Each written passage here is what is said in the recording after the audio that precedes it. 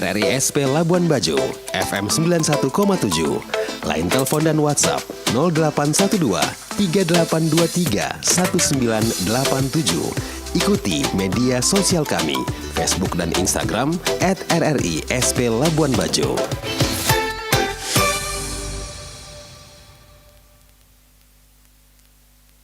Pro 1.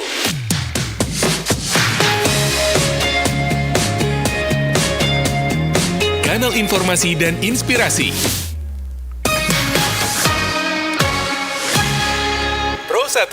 Selamat pagi pendengar Pro 1 RRI Labuan Bajo di mana saja Anda berada pendengar. Terima kasih Anda masih terus bersama dengan kami di Pro 1 RRI Labuan Bajo dari kawasan Jalan Serlaru pendengar. Saya Agung Sene penyiar Anda yang masih terus menemani Anda di Labuan Bajo pagi ini pendengar ya. Dan kita masuk ke sesi wawancara pendengar untuk edisi pagi hari ini. Kita sudah siapkan beberapa topik-topik menarik tentunya untuk menemani pagi hari Anda. Kita awali dengan topik PMKRI Cabang Ruteng jadi tuan rumah Kongres Nasional ke-34. Dan untuk membahas hal tersebut kita sudah terhubung via telepon bersama dengan Ketua Presidium PMKRI Cabang Ruteng, Margareta Kartika. Selamat pagi Margareta. Halo Kak, selamat pagi. Halo, selamat pagi. Bagaimana kabarnya pagi ini? Ya puji Tuhan baik Kakak, ruteng dingin. Ruteng Tapi dingin ya? dengan sapaan Kakak pagi ini ya serasa hangat gitu.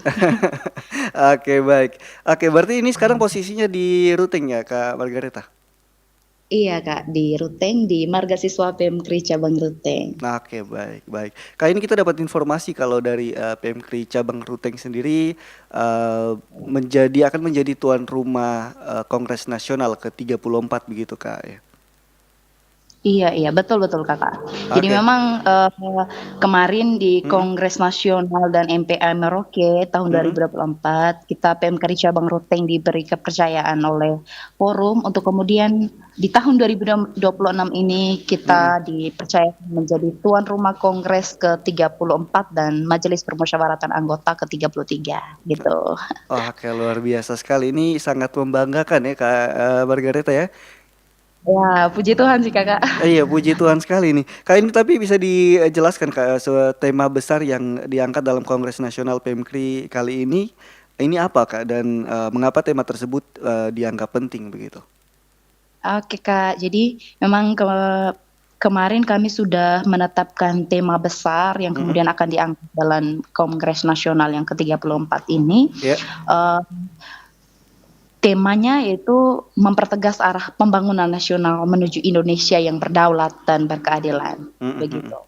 Dan kemudian mungkin ditanyakan mengapa kita penting untuk kemudian mengangkat tema ini. Kenapa harus ada mempertegas? Kenapa tidak mengakselerasi saja gitu? Jadi urgensi dari tema ini memang berakar pada perlunya reorientasi paradigma pembangunan nasional yang seringkali terjebak dalam indikator kuantitatif seperti pertumbuhan PDB gitu, Gross Domestic Product. Nah, kita melihat bahwa pertumbuhan ini jika tidak diimbangi dengan distribusi kesejahteraan yang merata, bahwa diskursus mengenai pembangunan yang berdaulat dan berkeadilan dalam intelektual itu merupakan manifestasi dari kritik terhadap teori ketergantungan dan neoliberalisme yang ekonomi yang cenderung menciptakan asimetri kekuasaan gitu antara pusat dan pinggiran.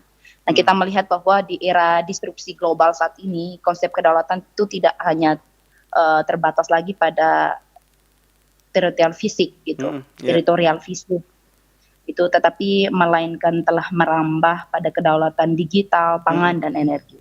Nah, oleh karena itu kita PMKRI secara nasional itu perlu menegaskan kembali arah pembangunan yang berdaulat gitu.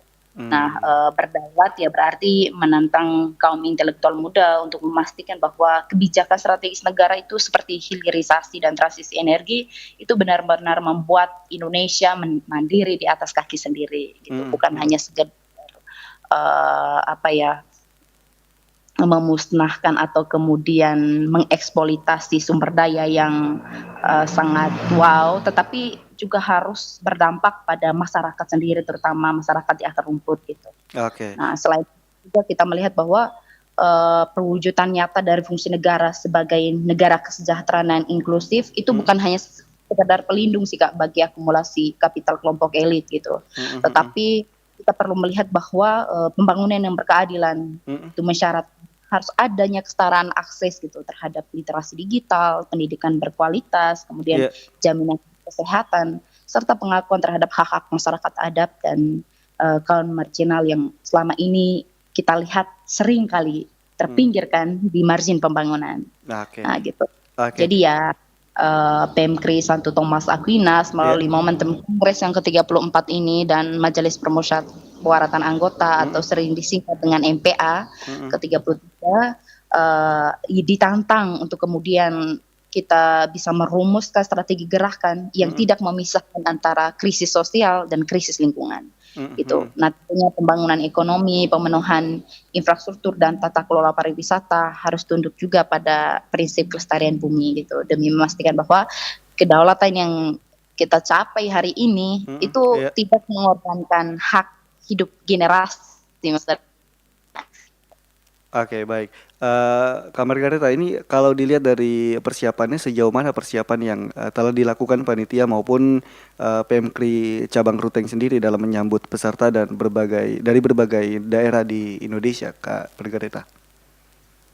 Oke Kak, jadi memang persiapan dalam menyambut kongres ini kita sudah mempersiapkannya kurang lebih sudah 6 bulan gitu Kak. Oke. Nah, tentunya dalam amanah sebagai tuan rumah, kami PMKD Cabang Ruteng telah melakukan konsolidasi yang masif itu demi mematangkan persiapan menuju Kongres Nasional yang ke-34 PMKD Santo Thomas Aquinas ini. Gitu. Tentunya aksesibilitas dan fasilitas bagi ratusan delegasi yang hadir dari berbagai pelosok dari Sabang sampai memastikan kita kami kader yang kemudian akan menjadi panitia itu sudah dibekali dengan mental dan spiritualitas gitu Kakak. Dan tentunya kami sudah membangun komunikasi dan mengintegrasikan sinergi bersama gereja, pemerintah daerah, kemudian pemerintah provinsi juga, pemangku adat, tokoh agama dan aparat keamanan. Pada pastinya kita optimis perhelatan akbar ini tidak hanya sukses secara institusional, tetapi juga bisa kita mampu memberikan kenyamanan serta impresi budaya yang autentik bagi seluruh kader se-Indonesia nantinya. Oke, ini luar biasa sekali. Tapi dari Sabang sampai Merauke tadi sempat disampaikan kalau ini akan ada berapa peserta yang akan turut hadir dalam kongres ini, Kak Margareta? Baik, nanti peserta yang hadir itu Kak ada kurang lebih 500 peserta Kak, 500 lebih gitu. Tambah nanti panitia yang di sini ada 100 orang, yang sebagainya ya kita adalah mahasiswa aktif. Oke. Iya. Oke, kalau bisa disampaikan juga dari Kak Margareta sendiri, apa dampak positif yang diharapkan dapat dari pelaksanaan kongres ini bagi daerah Manggarai dan juga generasi muda di NTT, Kak Margareta? Oke, kalau soal dampak positif yang kemudian kita harapkan dari pelaksanaan kongres ini, tentunya Kak, kongres ini kita berharap akan ada efek domino yang produktif gitu, bagi Manggarai ataupun Manggarai secara keseluruhan gitu. Kehadiran para delegasi nasional tentunya akan mengembangkan potensi ekonomi lokal, kemudian menghidupkan sektor akomodasi, transportasi, kuliner hingga industri kreatif UMKM gitu Pak. Bagi kami ini adalah ruang representasi yang autentik bagi pariwisata berbasis komunitas kita. Gitu. Namun mungkin yang paling penting itu Kakak, kongres dan MPA yang kemudian dilaksanakan di Ruteng baru pertama kali lagi di Flores ini itu. Halo, mungkin boleh disampaikan ulang yang tadi Kak Margareta karena jaringannya putus-putus gitu. Oh gitu ya Kak, dampak ya Kak? Iya, dampaknya tadi. Oke, memang dalam menjalankan hajatan besar ini tentunya ada beberapa dampak positif yang kami harapkan dapat terjadi atau dapat kita peroleh gitu. di Manggarai ataupun Manggarai Raya ya. Iya. Yang pertama tentunya kami mengharapkan dari kegiatan ini itu menghadirkan efek domino yang produktif gitu Kak. Nah, bagi Manggarai ataupun Manggarai secara keseluruhan kami mengharapkan bahwa kehadiran para delegasi ini dapat mengembangkan potensi ekonomi lokal itu, menghidupkan sektor akomodasi, transportasi, kuliner, industri kreatif, UMKM gitu. Dan kita melihat bahwa ini ruang representasi yang otentik bagi pariwisata berbasis komunitas kita juga. Nah, mungkin selain itu karena ini kongres pertama kali, kongres dan MPA pertama kali di Flores, Kongres PEMKRI, kami berharap bahwa ini kemudian menjadi epicentrum inspirasi dan pengayaan intelektual bagi kaum muda, terutama generasi muda di NTT, Kak. Nah, dengan kehadiran tokoh nasional atau delegasi ada dialektika gagasan yang terjadi di dalamnya, dan kita berharap bahwa ini menjadi suntikan nutrisi intelektual yang kemudian menginspirasi anak muda NTT. Dan kita ingin menunjukkan bahwa ya kita anak muda NTT yang pada saat itu selain sebagai peserta juga sebagai panitia pelaksana ingin membuktikan bahwa kita anak muda Manggarai, Nusa Tenggara Timur bukan hanya sekedar penonton di pinggiran pembangunan nasional, tapi kita terlibat menjadi aktor strategis yang mampu menggerakkan gerbong gagasan di tingkat nasional dari kota kecil, kota Ruteng gitu. Oke, ini sangat luar biasa berarti. Ini berarti pertama kali di Flores begitu Kak Margareta ya? Iya. Pertama kali di Flores, Kongres MPA gitu. Oke, sangat luar biasa sekali Kak Margareta ini ya. Ini terakhir Kak Margareta bisa disampaikan pesan dari PEMKRI Cabang Ruteng sendiri kepada masyarakat dan kaum muda agar ikut mendukung suksesnya Kongres Nasional ke-34 ini. Silakan Kak Margareta. Baik Kak, terima kasih. Jadi melalui momen hari ini di Radio RRI Labuan Bajo, dalam menyambut hajatan ini, saya mengajak kita semua, masyarakat Manggarai Raya, masyarakat NTT, anak muda NTT ya, hajatan ini bukan hanya hajatan milik PMKRI saja atau PMKRI Ruteng saja, tetapi ini adalah hajatan milik kita seluruh masyarakat Manggarai Raya dan tentunya Nusa Tenggara Timur dan generasi muda NTT itu. Mari kita menjadi tuan rumah yang anggun, ramah dan martabat. Nah, dan melalui momen ini saya mengajak seluruh masyarakat Manggarai untuk kemudian mari kita tunjukkan kepada seluruh Nusantara bahwa dari rahim Manggarai nantinya bisa melahirkan peradaban yang menghargai keberagaman dan pemikiran besar. Kesuksesan kongres ini adalah kesuksesan kita bersama. Mari kita gaungkan dari Ruteng untuk Indonesia yang lebih adil, berdaulat, dan berkemanusiaan.